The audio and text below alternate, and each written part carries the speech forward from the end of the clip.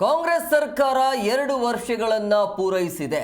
ನಾವು ಕೊಟ್ಟಿರುವಂತ ಭರವಸೆಗಳನ್ನ ಈಡೇರಿಸಿದ್ದೇವೆ ಅಂತ DCM DK Shivakumar ಹೇಳಿಕೆಯನ್ನು ಕೊಟ್ಟಿದ್ದಾರೆ.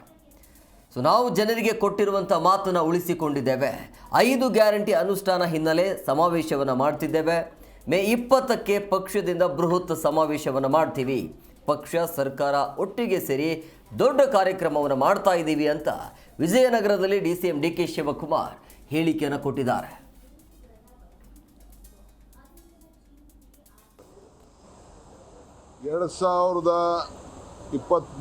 ಮೇ 13ನೇ ತಾರೀಕು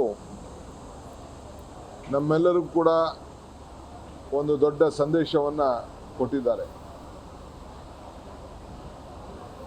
ಸರ್ಕಾರದ ಮೇಲೆ, ಕಾಂಗ್ರೆಸ್ ಪಕ್ಷದ ಮೇಲೆ ಅಪಾರವಾದಂಥ ವಿಶ್ವಾಸ, ನಂಬಿಕೆಯನ್ನು ಇಟ್ಟು 136 ಸೀಟ್ ಕೊಟ್ಟು ಇವತ್ತು ನಮ್ಮ ಪಕ್ಷವನ್ನು ಅಧಿಕಾರಕ್ಕೆ ತಂದಿದ್ದಾರೆ. ಈಗ 136ರಿಂದ 138 ಆಗಿದೆ.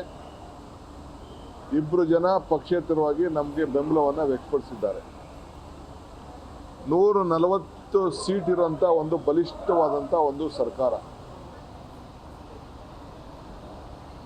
ಬಿಜೆಪಿ ಸರ್ಕಾರ ಕೇಂದ್ರದಲ್ಲಿದ್ದರೂ ಕೂಡ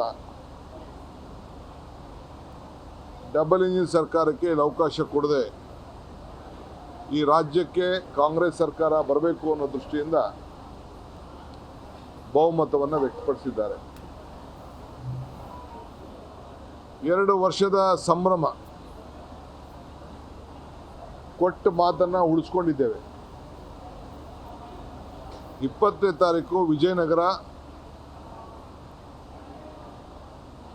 ಆಯ್ಕೆಯನ್ನು ಮಾಡಿ